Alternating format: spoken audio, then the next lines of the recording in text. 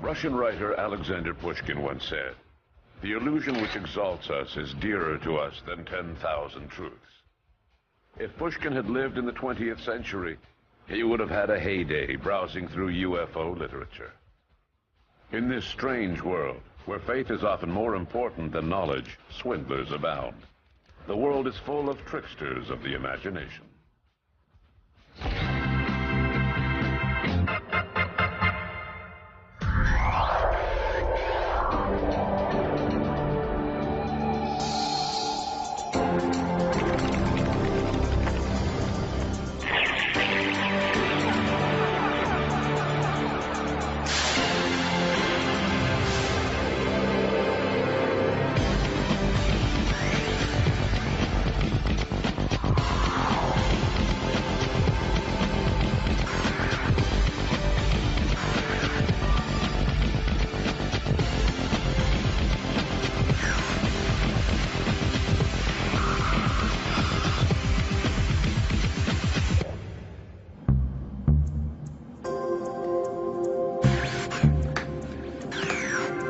Since the early 1950s, a rumor has persisted in UFO circles that one or more flying saucers crashed in one of the largest American deserts, in Arizona, New Mexico, or Utah. And what's more, according to witness reports, not only did the American Army recover remnants of this craft, they also captured some of its occupants.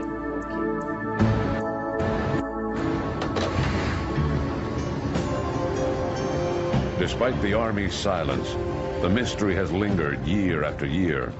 Should we or shouldn't we believe that aliens were captured? That is the question. The rumor grew as a result of information from various sources, such as Timothy Good, author of Beyond Top Secret. In Beyond Top Secret, I published the story of a Polish biophysicist who, together with a team of French, British and Italian scientists, was taken to a vault in the JPL, Jet Propulsion Laboratory in Pasadena, California, where 3 levels below the floor level, they were shown materials, part of a skull and a hip bone of an alien creature recovered in New Mexico in 1947. They weren't given any further details, but subsequently this Polish biophysicist, whose information I use, comes up with some detailed scientific information about what he learned about these creatures. However, despite Timothy Good's opinion, these unverifiable accounts do not constitute valuable proof in the eyes of non-believers. If they can't see and touch an alien, skeptics need more convincing proof than mere empty words. In the midst of ongoing debates between believers and skeptics, something spectacular happened. In the early 1990s, Raymond Santilli, a London-based film distributor, released an archived film that hit the world like a bombshell in both UFO circles and the general public. In the sort of early 1990s, a film came to light, brought to the public by a chap called Ray Santilli, who effectively said that he had purchased canisters of film from someone in America who had shot them back in the 40s, and that what effectively they revealed was the autopsy of a captured alien at Roswell or at some similar sort of event, and you see the eyelids being removed and you see bits of the body being looked at and so on. And either, I mean, it has the merit of one thing. Either that is a genuine alien autopsy or it's a fake. There's no argument that this could be some kind of mistake, that it's something else or whatever else. It's either one or the other. As John Spencer said, the film Alien Autopsy fired up debates within the UFO community regarding authenticity of proof. Since verbal accounts of UFO sightings did not seem to be convincing enough proof, some believers decided to hark back to the old adage, a picture is worth 1,000 words.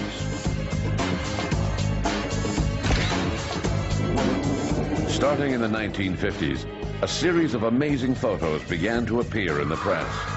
A photo that was supposed to depict an alien in charge of the controls of his spacecraft was dubbed Tomato Man because of the perfectly round shape of the head. Upon closer examination of the picture, a pair of eyeglasses could be seen near the burnt body. proving that it was nothing more than a human pilot. In 1982, American UFO researcher Leonard Stringfield published Crash Retrievals Status Report 3, a document that dealt exclusively with alleged UFO crashes. On page 47 of the document, readers can see a picture of what is supposed to be an alien hand found by American agents in southern Florida. The famous photo appeared in several UFO magazines before falling into the hands of a photo professional in Massachusetts.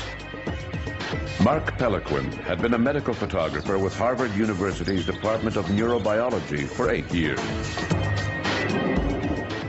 When I saw this picture of the alien hand, it struck me first as a very poor quality photograph. I saw right from the top that it was most likely a very poor copy, maybe first generation, of a museum catalog photograph based on what I saw for the lighting and the density of it. Curiously enough, it was about that time too when I saw an exhibit at the Peabody Museum at Harvard on showpieces from P.T. Barnum. And in there was an artifact that he touted around called the Mermaid. It had some obscure origin in the Philippines or something like that, but it was essentially, it was like a fish body with a monkey skull and these hands glued onto it, and the hands looked exactly like the alien hand. Harvard was kind enough to provide me with a photograph, which I sent to authorities who, the UFO authorities, whom I very much respect, and and the alien hand became no longer the alien hand. In the fall of 1990, newspapers published a photograph of what they claimed to be one of the aliens retrieved in Roswell, stating that the picture had been found in the archives of the deceased Dr. Felix Zago, an obscure Russian UFO specialist.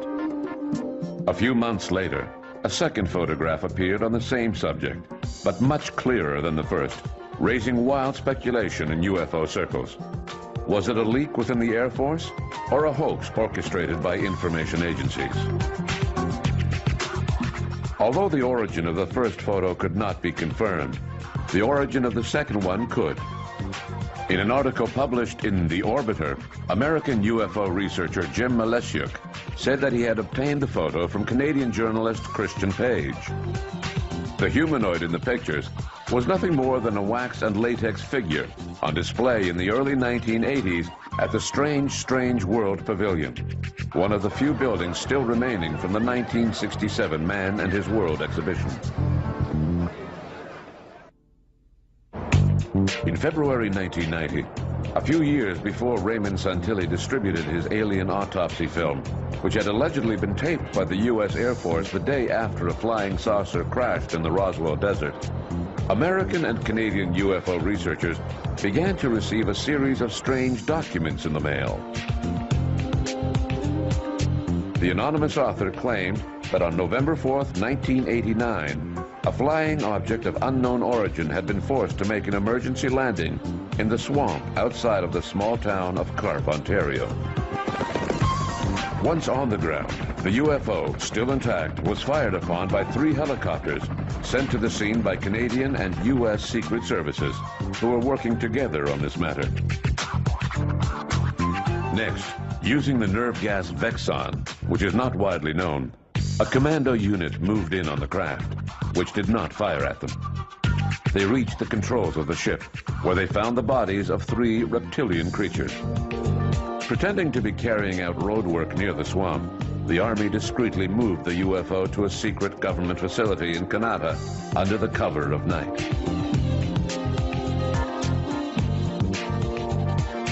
As for the mysterious creatures, they were supposedly secretly transported to the University of Ottawa, where CIA physiologists performed an autopsy on them.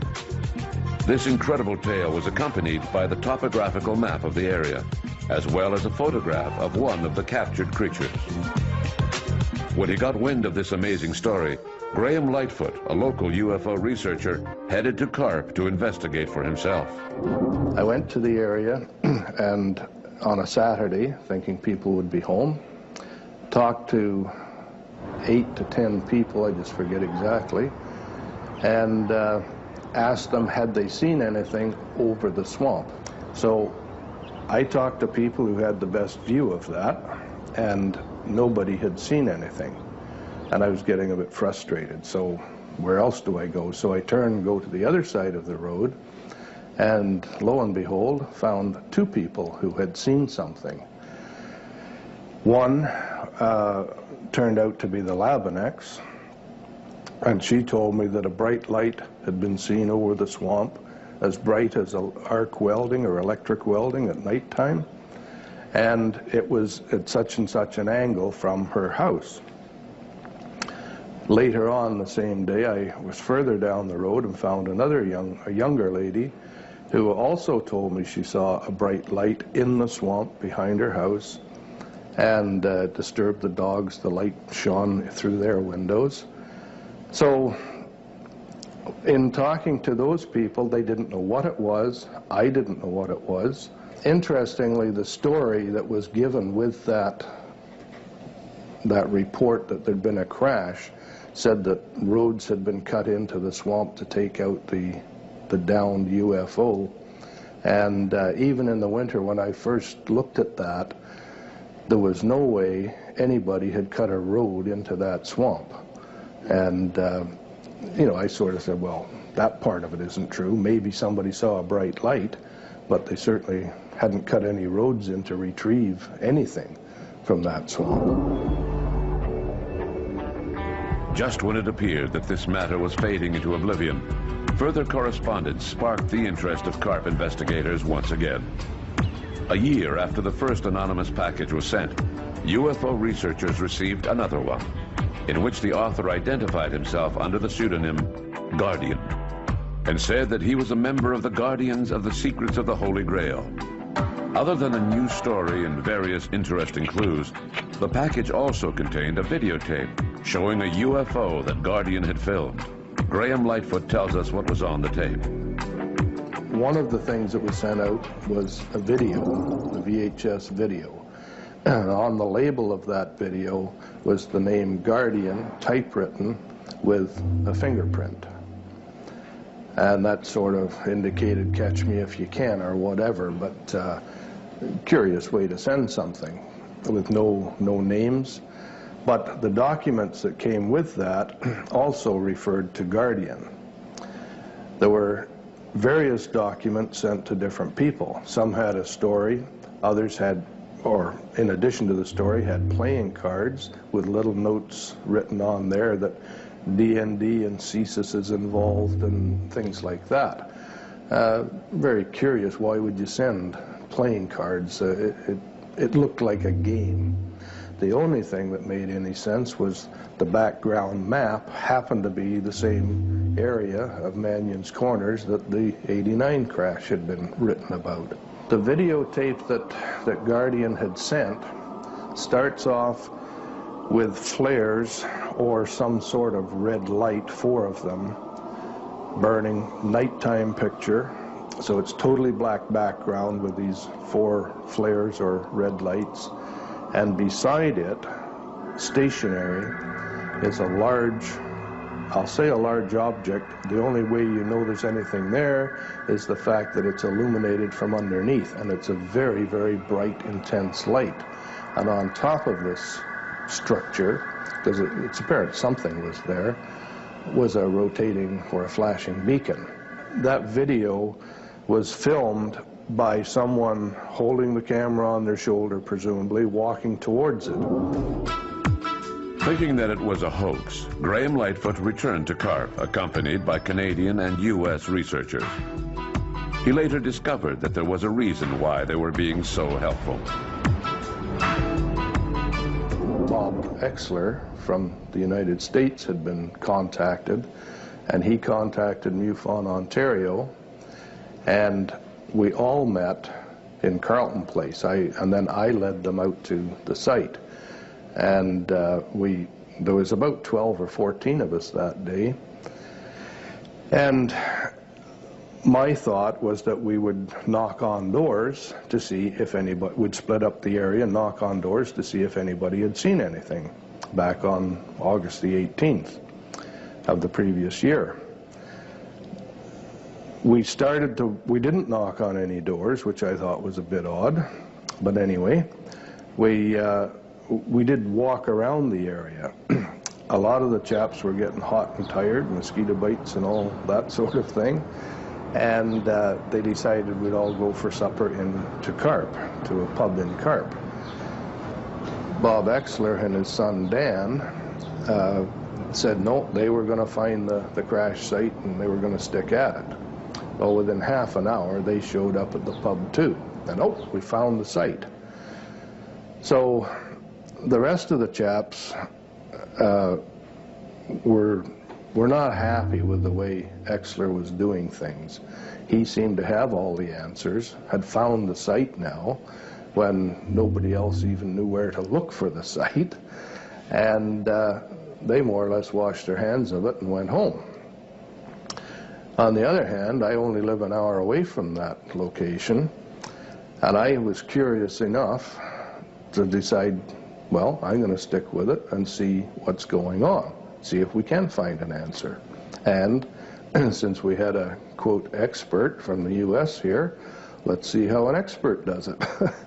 And so we spent the next day going around the area, and I finally convinced Exler, let's go and talk to Labenex, because Diane Labeneck had seen the light from '89. I said, wouldn't it make sense to go and talk to her? Maybe she saw something. When we talked to the Labenex, and she told us that yes, she had seen this spaceship, she called it a ship repeatedly. She saw a fire in the grass, and yet it wasn't moving as it should if it was a grass fire. And then she saw a ship or spaceship land, which is what was in the Guardian video. In the Guardian video, it didn't land, it was stationary, it was already on the ground. But Diane told us that she saw it land, and it sat there for a few minutes, and she could see a lightning strike, sort of a zigzag line on the side of the craft, and the lights and so on. And after a short while, it took off, and then when it took off and disappeared, the lights went out, the flares. Now, that's her story, but what she described matched pretty closely what Guardian had sent on his video. And at that time, Diane had not seen the video that we had been given. So it made sense that she was telling a pretty good story. As Graham Lightfoot and his colleagues inspected the site, they were unaware that they were being watched by another organization, also interested in the mysterious Guardian. Learning that a suspicious character was fabricating documents and attempting to pass them off as official reports of the Department of National Defense, the RCMP decided to carry out its own investigation. The RCMP came to the same conclusion as Graham Lightfoot, that Guardian was nothing more than a charlatan. According to the RCMP, the alleged UFO on the videotape was nothing more than a Sikorsky helicopter filmed in the dark. As for the identity of Guardian himself, Graham Lightfoot suspected that it was a UFO follower who was well known in the area. I think I know who Guardian is. As I say, he's been known in the area for talking about UFOs for forever, for 40 years. He has not admitted that to anyone to my knowledge. I have tried to see him. I've knocked on his door because I think I know who it is, but he won't even answer the door. So I think it was probably done as a game. When I say game, it was just fun. It was something to do. Can we do it? And looking at the video, I'd say they did a pretty good job. Although the second-hand account of the Carp incident was fairly simple to solve, others were much more complicated, like the Umo affair, a case so wrapped in mystery that many still doubt today that it could have been a hoax. One of the most ardent defenders of the UMO affair is Professor Jean-Pierre Petit, an astrophysicist and research director for the French National Center for Scientific Research, or CNRS. Petit literally shocked his colleagues in 1990 when he announced that some of his work had been inspired by Umaite messages, a collection of typewritten letters that were primarily in Spanish. These letters were accentuated with odd words of so-called alien origin and signed by alleged visitors from the planet UMO. What's interesting is what we do with our lives. I may be the only person interested in the subject of UFOs who published scientific articles in high-profile magazines about fluid mechanics, ionized gases, cosmology, and geometry. Through reflection, I was able to produce high-quality material. What's published in UFO magazines nowadays is completely different. And I'm telling you that I was very inspired by the UMO letters.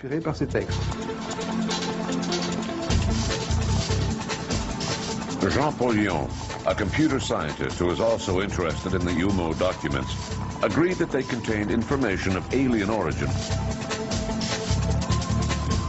In studying the Umaite letters and the glossary of alien terms used in the documents, Jean-Paul Lyon concluded that they could not be a hoax. In his book, UMO, True Extraterrestrials, Paul Lyon explains how he came to this conclusion. When I began working with these letters, I didn't know the theories surrounding them. All I had to go on was the information transcribed by Jean-Pierre Petit, and I wanted to find out more for myself, so I dug into the original source documents. These letters are difficult to read, and important information is never stated directly. It's only found by cross-referencing several of the documents. That means you need to spend a lot of time working with the documents, going through each one carefully and comparing them to each other. These documents were disturbing to everyone, from UFO groups to the French National Space Research Center. No one wanted to admit that they supported this material, and that surprised me. Why was it so disturbing? Because people don't like to be led down unknown paths. Umaite material was not designed for scientists or UFO researchers. It's targeted towards highly intellectual people. I have friends who are mathematicians, and when they glanced at the material, they found it interesting and highly intellectual. Just look at the work done by Paul Lyon, which was not done for amateurs. It was very highbrow. It required thousands of hours of work, so you can't make a judgment on his work based on a cursory glance of it, especially if you don't have the required qualifications.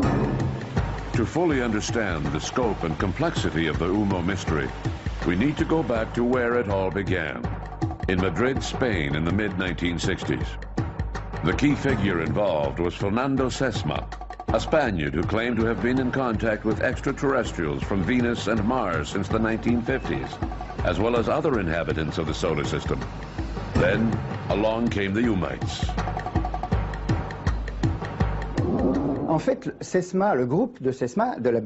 In actual fact, Sesma's group, the Happy Whale Club, existed long before the UMO mystery began. Sesma was interested in extraterrestrials and other esoteric subjects. A group of people would come to listen to him tell stories in the basement of a coffee shop in Madrid, where there was a huge smiling whale painted on the wall. Sesma was contacted by telephone on January 14, 1966. He then began receiving letters confirming the existence of UMO and letting him know that the next Umaite craft would be landing in Aluche on February 6th, 3 weeks after the first mail delivery. The letters were sent to Sesma, who spoke about them and mixed up the contents of the letters. Supposedly, the Umaites did not appreciate him mixing things up, so they intentionally began adding technical information to make him lose interest. Sesma was a dreamer, not a scientist. So a lot of the technical information was over his head. Once the letters began to be filled with equations, Sesma started to lose interest, but people were still coming to hear about them, like engineer Enrique Villagrasa and Dr. Aguirre. These gentlemen and others began to receive the letters directly, and gradually they formed their own group, the famous Madrid Group. They disassociated themselves from the Happy Whale Club, which continued to show interest in esoteric matters such as planets where butterflies laid eggs that hatched baby ducks. That's the sort of thing that Sesma cared about. After 2 to 3 years, they were no longer interested in UMO at all. In exchange for a modest sum, Sesma turned over all of his UMO documents to Fariols. The Umite mail packages, which bore an emblem resembling a letter of the Cyrillic alphabet, explained that they had been living on Earth since the 1950s. They were part of a scouting mission sent to Earth from a planet in the Virgo cluster, and the contents of the letters were designed to help advance humanity. The first Umite packages were received by Fernando Sesma in 1966. He received several dozen letters each year for many years. Over time, the Umites found other human contacts. Spanish, French, British, and even American representatives began receiving these odd packages. The last Umite correspondence was received in the mail in 1995.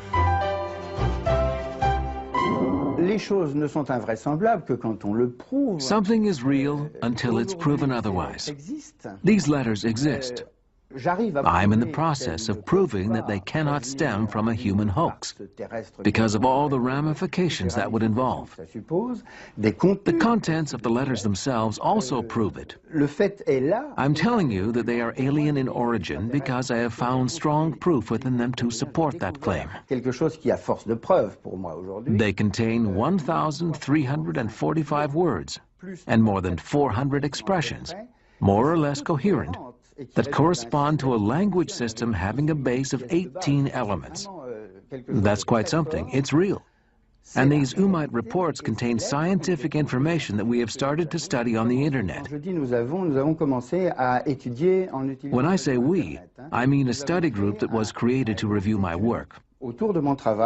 This group now has more than 100 members throughout the world, primarily university students.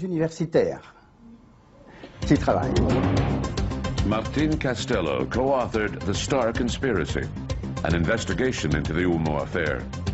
She was surprised to find that this odd story seemed to circulate under a cloak of secrecy, even among university students. I was a science journalist working for Figaro, and I was in charge of the science page. I had to prepare an article on a scientist named Jean-Pierre Luminet, who had written about black holes. So I went to Meudon to see him. Since he was a longtime friend of mine, once the interview was over, I asked him jokingly, "Jean-Pierre, have you ever heard of UMO?" He grabbed me, and then he led me into the hallway and said, "Be careful where you talk about that." Yes, of course, I studied the letters when I was younger along with several other scientists.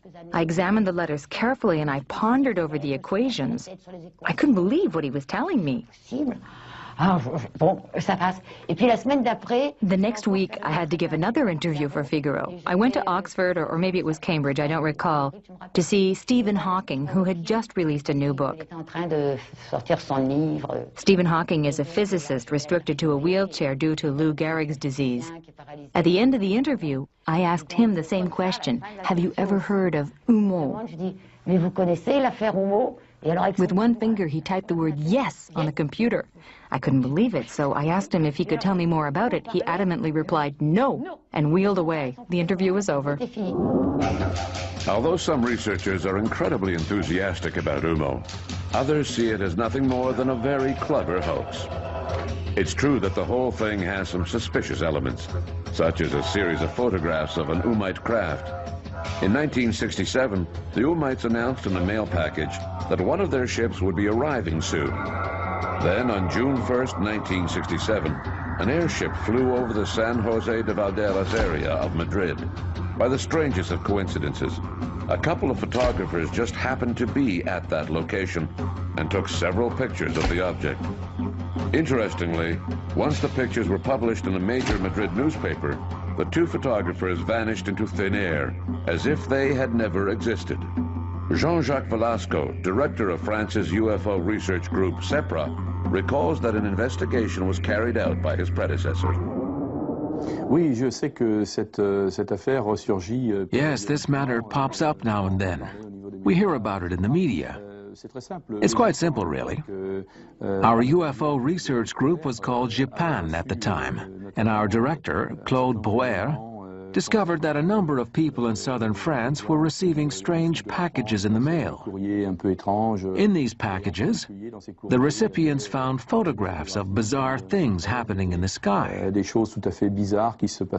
Claude Boer had one of the pictures analyzed, and it was shown that the photograph was nothing more than a model suspended from a nylon thread. An independent investigation led by Ground Saucer Watch, an organization specializing in photo analysis, confirmed Boer's conclusions. By digitizing one of the photos taken in San Jose de Valderas, the experts had no trouble detecting the thread suspending the alleged UFO. Another controversial element was the quality of the information provided by the Umites. According to Jean-Pierre Petit, the extraordinary things mentioned in the letters proved their alien origin. But was the information truly ahead of its time, as he claims? For example, Professor Petit said that the first packages from the Umites, dating back to 1962, contained references to parallel universes, which most physicists believe are composed of antimatter. Professor Petit claimed that no one on Earth could have imagined such a concept back in 1962. He used the same argument for magnetic hydrodynamics, or MHD, a principle of propulsion that consists of moving an object within a dense atmosphere by wrapping it in a sort of magnetic cocoon. Petit said that when the Umite reports mentioned MHD, it was a highly revolutionary principle for its time. Jean-Pierre Petit's main problem is a question of dates. The first Umite letters did not date back to 1962, but rather 1966. As for the scientific information, it didn't start appearing in the Umite reports until the late 1960s. Human discussions of parallel universes date back to 1967, when the idea was first proposed by Russian physicist Andrei Sakharov. Same thing for MHD. In 1966, as the UMO affair was just beginning, an American team was carrying out successful testing of a submarine powered by magnetic energy. In other words, contrary to what Jean-Pierre Petit claims, there was nothing revolutionary and probably nothing alien about the Umite reports. The scientific information that Jean-Pierre Petit found in the Umite reports is undeniable and indisputable. It's there. He may have been a bit off with his dates, but what counts is the details of the information that he found. It's a fact that MHD was discussed in the Umite documents. It was just not discussed in the same terms as those interpreted by Jean-Pierre Petit. In my opinion, it was not being discussed as a means of propulsion, but rather as a source of energy. The Umite letters are like a key capable of accessing the reader's intuition. They contain a lot of hidden information, and it took an imaginative mind like Jean-Pierre Petit's to find the building blocks of the ideas being expressed. Researchers everywhere did the same thing. I don't think the Umites gave any explicit explanations, and I feel that Jean-Pierre Petit underestimated the importance of his work. He was able to find 2 or 3 concepts in the reports due to his imagination and scientific intellect. What he accomplished was not easy, and it was a lot of hard work. The Umite letters stimulated his imagination. Everything that he came out with was not stated explicitly in the Umite reports. They only gave pointers. The question remains, who wrote the Umite reports? If it's true that they were nothing more than a hoax, then it is generally agreed that they must have been produced by a well-managed organization. But who and why? In 1993, one of the key players in the UMO affair, José Luis Jordan Peña, admitted to having written the Umite letters. As an engineer, Peña had the knowledge required to have written these reports. But did he work alone, or did he have accomplices? Peña's confessions did not convince everyone, and especially not Professor Petit. Peña's confession came at a time when I'd just received a package in the mail from Saudi Arabia, signed by the Umayyads, proposing that we meet. Who knows if it would have come about or not, but it was aborted due to an error made by Fariols. That was when Peña began acting odd, saying all sorts of things, like the fact that he had written the Umayyad documents. I was at Rafael Fariol's house when he and Peña discussed the matter. They had known each other for about 20 years, and by announcing that he had written the documents, Peña had made Fariols look like a fool. So Fariols was very upset. You know how Spaniards can get when they're angry. That's when I heard Peña say to Fariols, "Don't be mad, Rafael. The Umayyads were the ones who told me to do it." Who are we to believe? Aliens flying on a craft suspended from a nylon thread, who order their agents to lie on their behalf to preserve their anonymity? Or Jose Luis Jordan Peña, a man tired of the 25-year cat-and-mouse game he'd been playing with UFO researchers who had been desperately trying to determine his identity. Will we ever learn all of the details surrounding the UMO affair?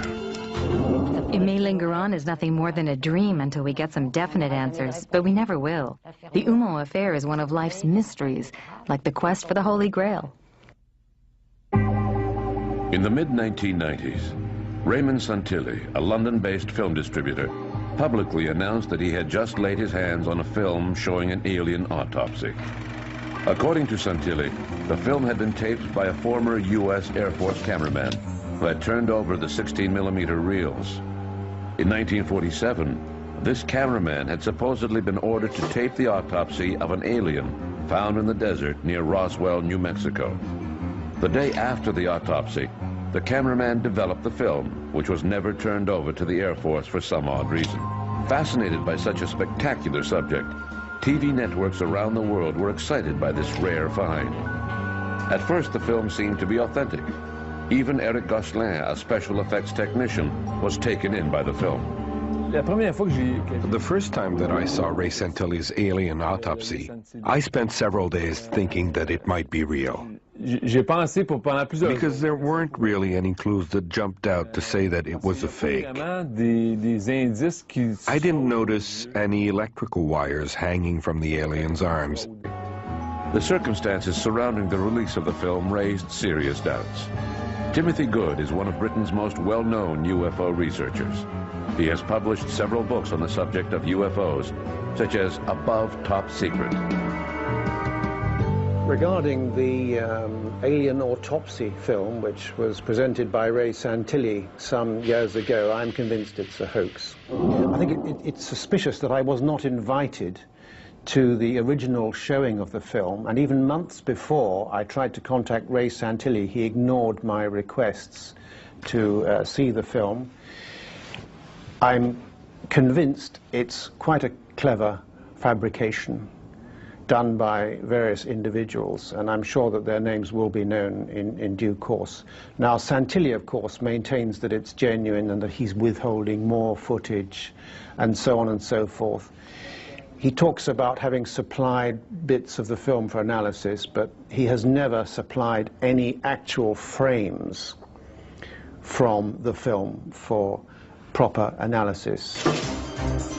The day after the autopsy film was first shown in 1995, several people claimed that it contained proof that it had been filmed later than 1947, such as the microphone hanging over the autopsy table and the telephone that appeared behind the doctors, which was said to be more recent models than those used in 1947.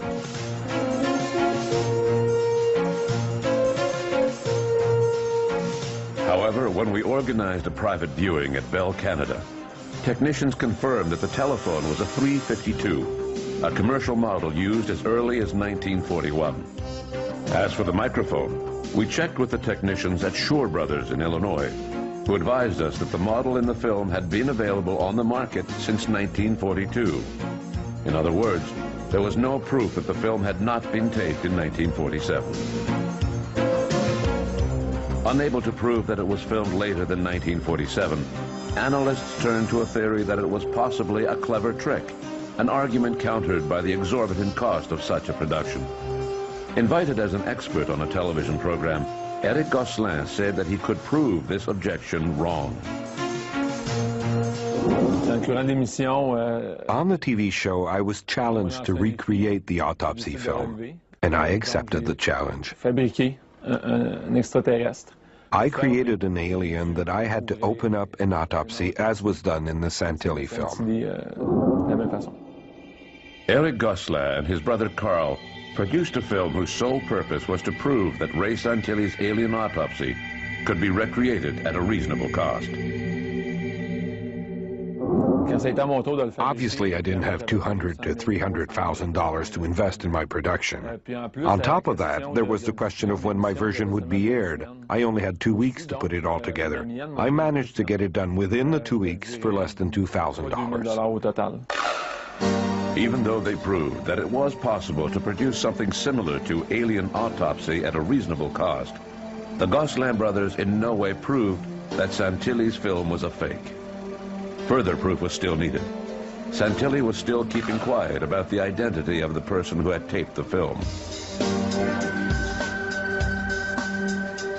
Finally, after being bombarded with questions, the film distributor said that it had been created by Jack Barnett, a cameraman who had also taped initial testing of the atomic bomb south of Trinity, New Mexico.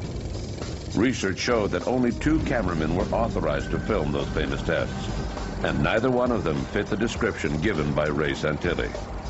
The British producer also claimed that his film had been analyzed by the Kodak Film Company, who supposedly confirmed that it did indeed date back to 1947.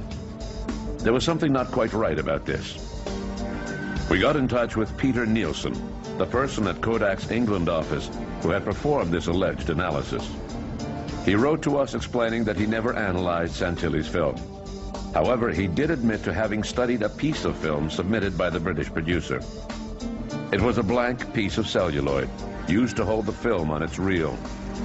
Based on the specific code appearing on this celluloid, Nielsen wrote that it was possible that it had been removed from a film dating back to 1947. He also cautioned that since it was void of any image, there was no way of proving that it had come from the autopsy film. Santilli distributes old American movies and could have easily taken this celluloid from any production dating back to 1947. No one has ever seen the actual film that the autopsy was taped on. Santilli generally shows the film on magnetic media, with the pretext that the original reels are safely locked in a vault. He is, however, more than happy to show people the metal cases in which he keeps the reels. One of them has a suspicious-looking label. Other than a few mundane markings, the label bears the official stamp of the American Department of Defense. This raises 2 points. Firstly, if the film was never turned over to the Air Force in the first place, then why does it bear their stamp? Secondly, upon checking with the National Archives office in Washington, D.C., it was discovered that this stamp was not made official by the U.S. President until October 1947, at least 4 months after the autopsy film was taped. A flaw in the film date had finally been found. John Spencer has written many books on UFOs, including an encyclopedia. For many years, he also headed the British UFO Research Association, or BUFORA, the largest UFO group in Great Britain. Now, I have to say that there is so much evidence that it's a fake that that's where my feeling is. The way in which it came to light, the way in which the whole film is shot, it has a certain theatricalness about it. And when we compare it to actual autopsies done at the time and so on, actually it's not that good. It's not the way it would be done and so on. So there's an awful lot wrong with that film. The question that, of course, is paramount, I suppose, is was Ray Santilli the person who faked it, or was he a victim of the hoaxer himself? And on that question, I think the jury's out. In the police world, it is well known that to find a culprit, you need to know who is profiting from the crime. To date, it is estimated that Raymond Santilli has made about $7 million on his autopsy film. P.T. Barnum is credited with saying, "A fool is born every minute." If P.T. Barnum was alive today, the showman would certainly be amused to see that one of his exhibits was passed off as an alien hand. The television networks paid several $1,000s to show the autopsy of a rubber mannequin, and that scientists are poring over letters of questionable alien origin in the hopes of finding revolutionary new ideas. If P.T. Barnum was alive today, he would no doubt be working in the field of UFOs.